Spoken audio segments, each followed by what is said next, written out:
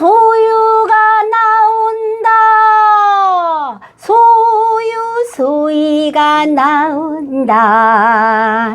SCU 창을 여니 청청청 TV로구나. 2021년 2월 둘째 주 설날 연휴 멋진 하루 새날이 또 밝았습니다. 창창창 TV 유튜브가 선정한 오늘의 희망 메시지는 올 설날 최고의 덕담을 소개합니다. 네.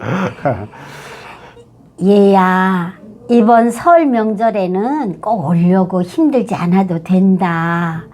이 어머니의 말씀, 어머니의 미리 걸어온 전화. 1년이 넘도록 코로나는 우리에게 많은 것들의 희생을 강요하고 있었지요. 고향에서 쓸쓸하게 기다리실 부모님들을 생각하면 마음이 짠하지만 이번 설에도 고향을 찾지 못하는 자녀들의 미안한 마음을 어떻게 전하시렵니까? 먼저 부모님께서 도처에 나가 있는 자식들에게 아까처럼 얘야, 이번 설날에는 너무 울려고 애쓸 거 없다 라는 전화 한 통화를 먼저 주신다면 그것이 윗사람으로서의 덕을 실천하는 길이며 올 최고의 설날 덕담이 아닐까 그렇게 말합니다. 애덕자 자, 여러분. 어떻게 생각하시나요? 생뚱맞지 않는 어르신다운 너그러움이 훈훈한 설 명절이랍니다. 네. 오늘 하루도 소소한 일상에 행복에 감사할 줄 아는 하루가 되기를 비우고 채우고 나눔을 위한 비체나 화이팅!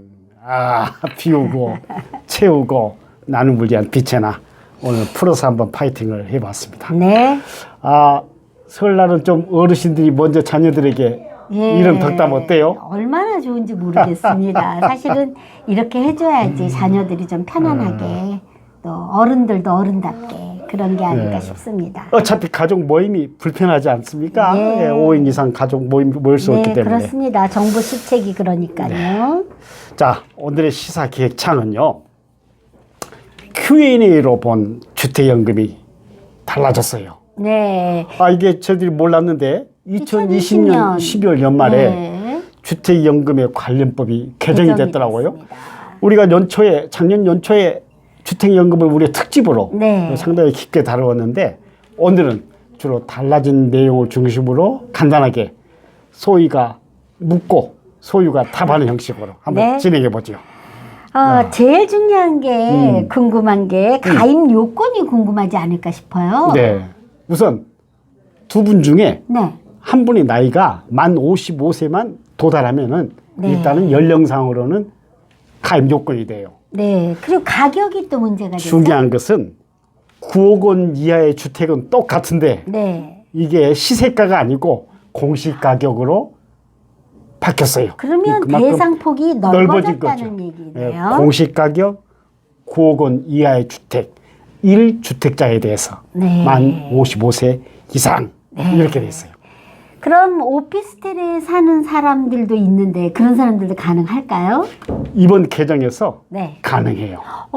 단 용도가 사무용이 아닌 주거용으로 등록이 돼 있어야 한다. 그런 얘기죠. 작년 1년 사이에 집값이 막 폭등을 했어요. 정말 많이 올랐는데 이렇게 오르면 월 지급 금액이 올라갈 수 있을까 하는 그런 생각을 또 해볼 수가 있을 것 같은데요. 월 지급금 결정은 이 주택연금에 가입할 당시의 나이와 그 나이에 따른 가격으로 기준이 정해져 버려요. 그러니까 뭐 중간에 집값이 오른다 가지고 월 지급금이 매도 방언이 그러진 않아요. 그렇군요.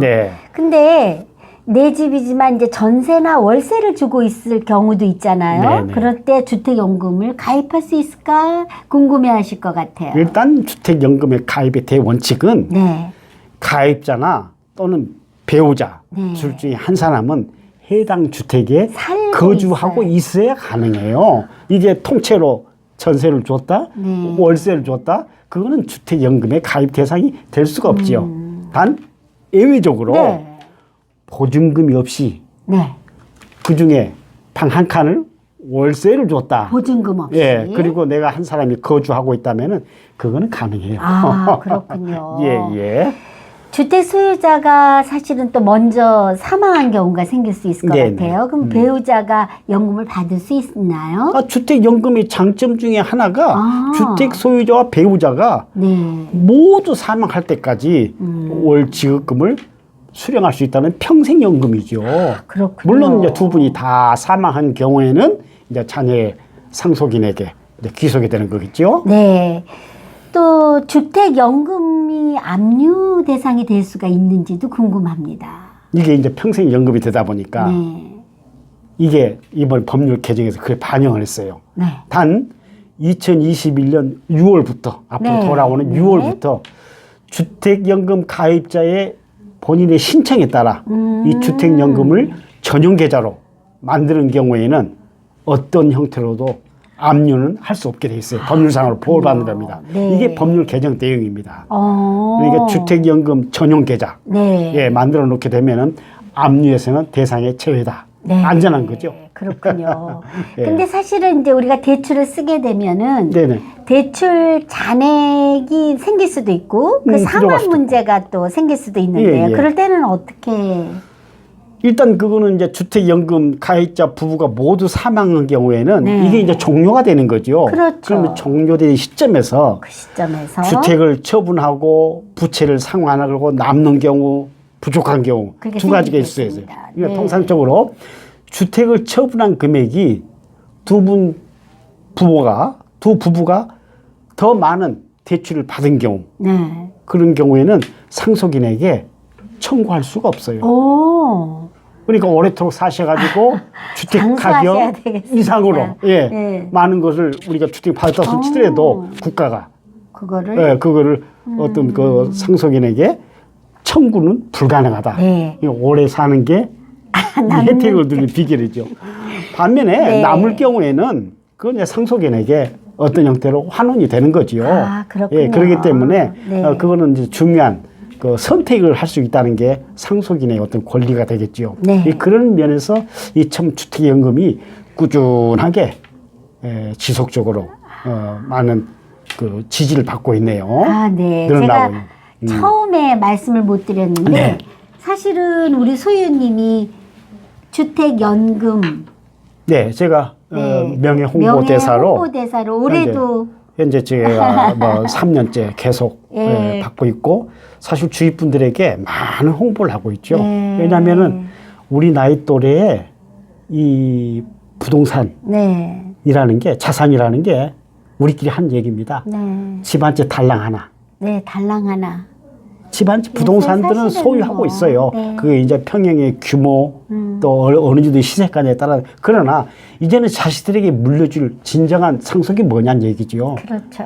재산을 물려줄 게 아니라 자녀들에게 또 다른 우리가 짐을 주지 주지 않는다면서 말고, 네. 본인이 살아있는 동안 평생토록 건강하게 주택을 담보로 해가지고 연금 혜택을 받으면서 자식에게 손을 벌리지 않는 네. 이게 참 진정한 연금의 혜택입니다. 이게 맞습니다. 주택연금의 큰 장점인 거예요. 네, 그렇습니다. 네, 공유합니다. 주택 홍보대사, 주택연금 1주택자. 홍보대사. 설령 2주택자를 할지라도 네. 길이 있어요. 네. 그거를 내가 판단은 전제하에 네. 일정 기간 내에 그것도 가능하게 됐으니까 상당히 선택의 폭이 넓어졌어요. 네. 그리고 뭐 자식들에게 내가 부동산을 물려주겠다 그걸 얽매이면서 노후를 힘들게 그럴 거 경제를 없죠. 살 필요 없어요. 아, 네. 그러면 예.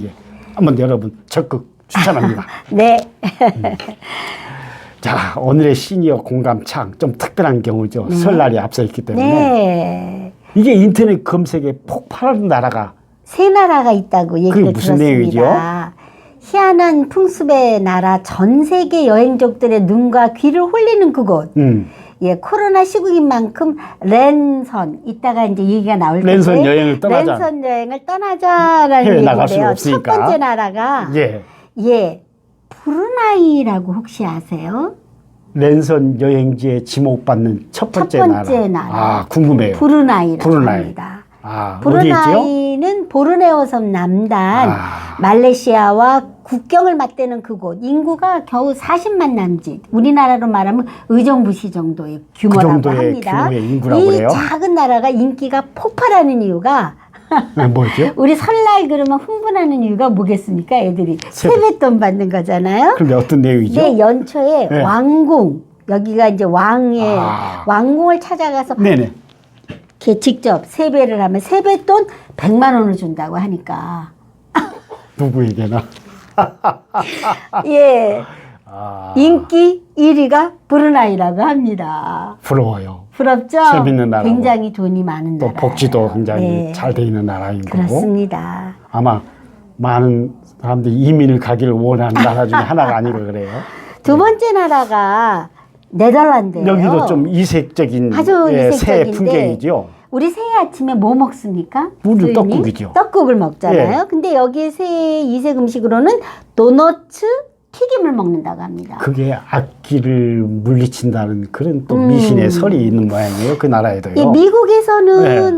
호핑존이라고 해서 베이컨, 양배추, 콩, 향신료가 곁들인 아. 아프리카에서 끌려온 흑인 노예의 대표적인 음식을 남북전쟁을 기점으로 미국 전역에 확대된 전통 음식인 호핑존을 먹거든요. 아 그래요? 네. 근데 미국에서는 네덜란드는 호핑존. 도너츠 튀김. 아 네덜란드는 네. 새 별난 음식이네요. 음식을 예. 이제 먹는. 예, 그래서 네덜란드가 2위고요. 랜선 여행 3위가 어느 나라인지 아세요? 이건 우리나라랑 제가 좀 알아요. 가까운 예, 빨간 봉투 얘기인데 맞아요. 저희 집에 딸이 대만을 여행을 다녀왔는데 이거 기팀을 해주더라고요. 네. 이 빨간 봉투는 동전의 앞 뒷면과 같은 극단의 의미를 담고 있대요. 공포냐? 행운. 행운이냐? 어떻게 보면 새해는 기쁨의 상징. 네. 왜냐하면 빨간 봉투에 복돈을 담아서 전달해요. 이게 행운이에요. 네, 그렇습니다. 아 그런데 대만에 길거리 가보면은 이 빨간 봉투가 홍바오라고 그렇게 부르는데 예. 그게 길거리에 많이 너지러진 경우가 있대요.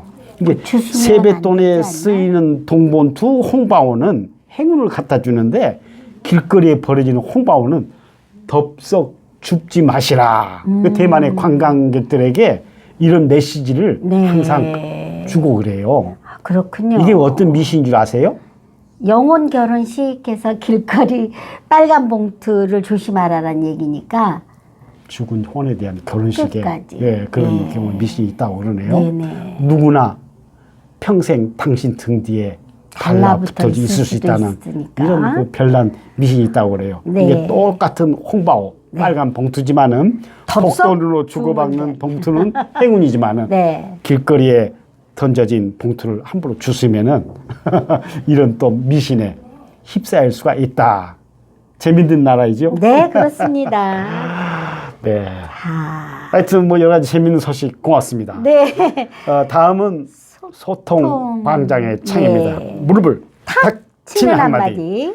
어르신들의 고사성어와 젊은이들 신세대를 통해 세대 간의 벽을 허무는 통통. 통통 소통의 시간입니다. 예, 사자성어 시간이잖아요. 아 이거 정말 좀 어려워요. 어려운데 여기 속담이 있어서 제가 네. 이게 사자성어를 선택했거든요. 뭐 속담을 보면은 많은 분이 이해하실 텐데 네. 한번 보세요. 전분세락이다. 아, 전분. 이 분이 똥분이죠. 전이 굴을전, 굴을전인데 똥밭에 굴러도 똥밭에 굴러도 세상새, 네. 즐거울 락, 풍류락 그러거든요. 언뜻 생각나는 속담 있어요? 개똥밭에 뒹굴어도 저승보다는 이승이 낫다. 오, 잘 아시네. 반대. 잘 아시네. 맞죠? 지금 살아가는 그 개똥밭에 세상이. 뒹굴어도 저승보다는 지금 이 세상이 더 사는. 즐겁다는. 네, 맞습니다.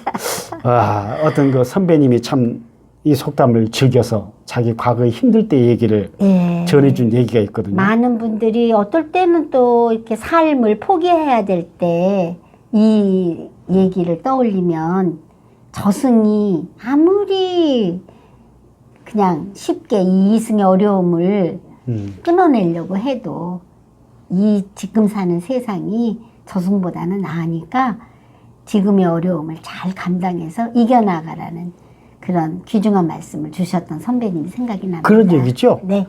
아무리 힘들어도 네. 이승의 연을 끌려는 그런 어리석은 짓을 하는 것보다 아무리도 그래도 개똥밭에 뒹굴어도 저승보다야 이 세상이 낫지 않느냐.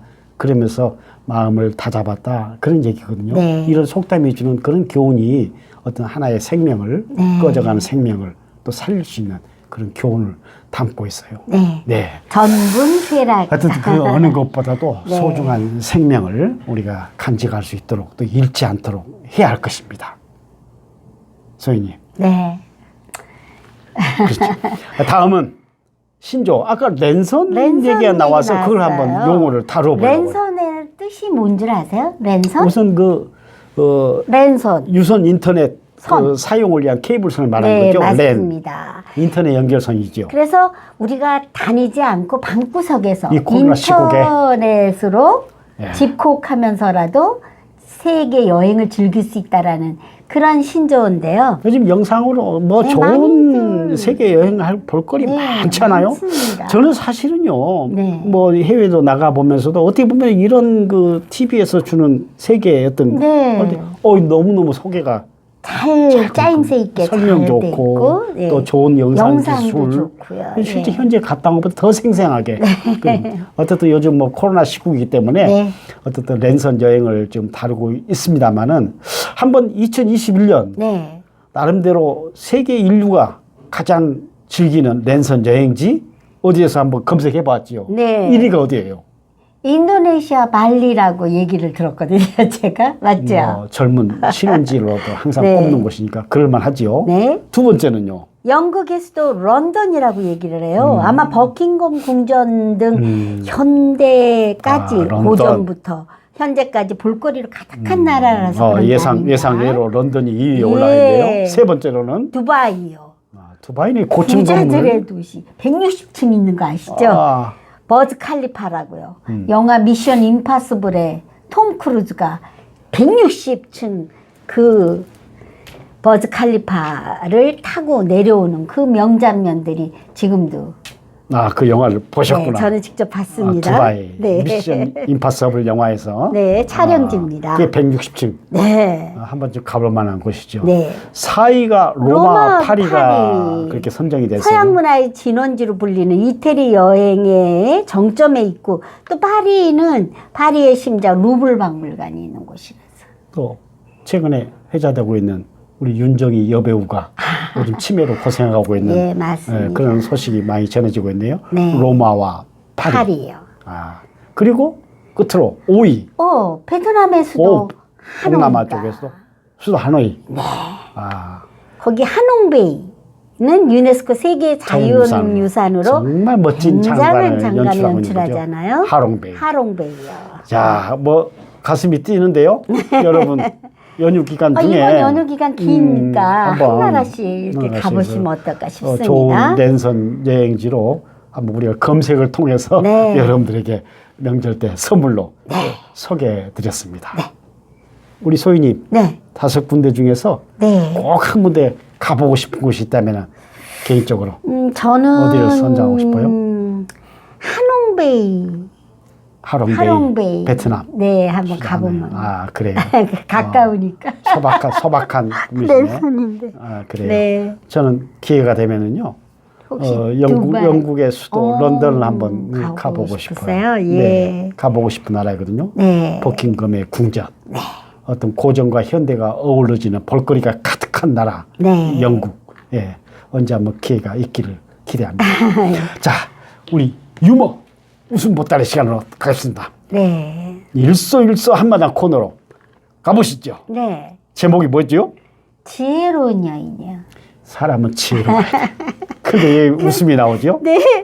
가보세요. 유람선이 태평양을 지나다가 글쎄 풍랑을 맞았어요. 위기죠. 그래서 구조 헬기가 와서 사다리를 내리니까 여자 한 명에 남자 10명이 사다리를 움켜잡는 것인데 필사의 탈출이죠. 예, 근데 이 물러설 수 헬기는 없어요. 딱 10명까지만 구할 수가 있어서 저는 기장이 긴급한 호소를 하게 되었다고 합니다. 제발 한 명만 밧줄을 놔주세요. 한 명만. 네. 안 그러면은 우리가 다 죽는다고. 줄을 놓으실 분 손 좀 들어보세요. 이렇게 말을 했는데 네. 여자가 그랬어요. 네. 나는 평생을 위해 남편을 위해 희생하고 자식을 위해 밧줄을 잡고 희생하고 긴급한 상황에 여자분이 이렇게 얘기하는 거예요? 네, 예. 평생을 남편을 위해 희생하고 자식을 위해 희생하고 살았는데 이번 한 번 더 희생 못할 게 뭐가 있겠습니까? 제가 줄을 놓겠습니다. 오, 이렇게 말을 한 거예요. 그 한 분의 여자가. 예. 그러니까 남자분들은 어때요? 다 살 수 있는 거잖아요. 그럴 수 있어요? 예. 그래서 남자들이 잘 결정했다고 박수를 쳤던 거예요. 그런 상황에서 밧줄 잡고 박수 치다가 다 어떻게 된 거예요? 떨어졌어요. 어? 다 떨어졌어요. 박수 치다가 바다로.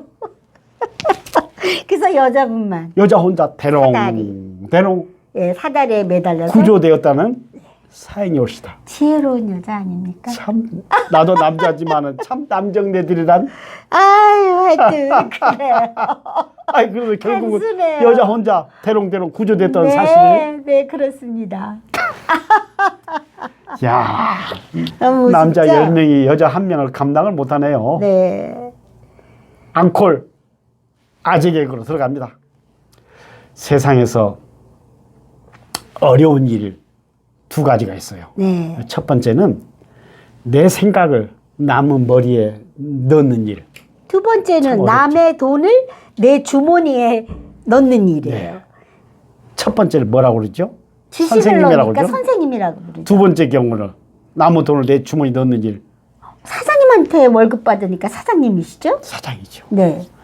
그런데 네. 이 어려운 2가지를 한 방에 하는 사람을 뭐라고 부르는지 아세요? 선생님, 사장님 말고? 마누라님 아니에요? 마누라님 요새? 마누라, 사모님. 만능이에요. 만능. 사모님. 마누라라고 불러요. 그러므로 선생님에게 대드는 것은 배우기 싫어서 대드는 거죠. 네. 사장님한테 대드는 것은 돈 포기하는 거야. 돈 돈 벌기 벌기 싫어서. 싫어하는 거예요. 네. 돈을 포기하는 거예요. 네. 그럼 마누라에게 대드는 것은 뭐죠? 죽으려고 하는 거니까. 살기가 살기 싫은 싫어서.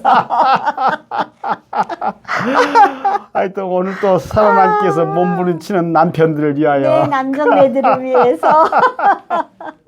어이! 세상 살이 힘들어도 함께 희망 노래해요. 장창창 꿈을 꿔요. 신나게 즐길 인생 오직 장창창 뿐일 레라. 으이.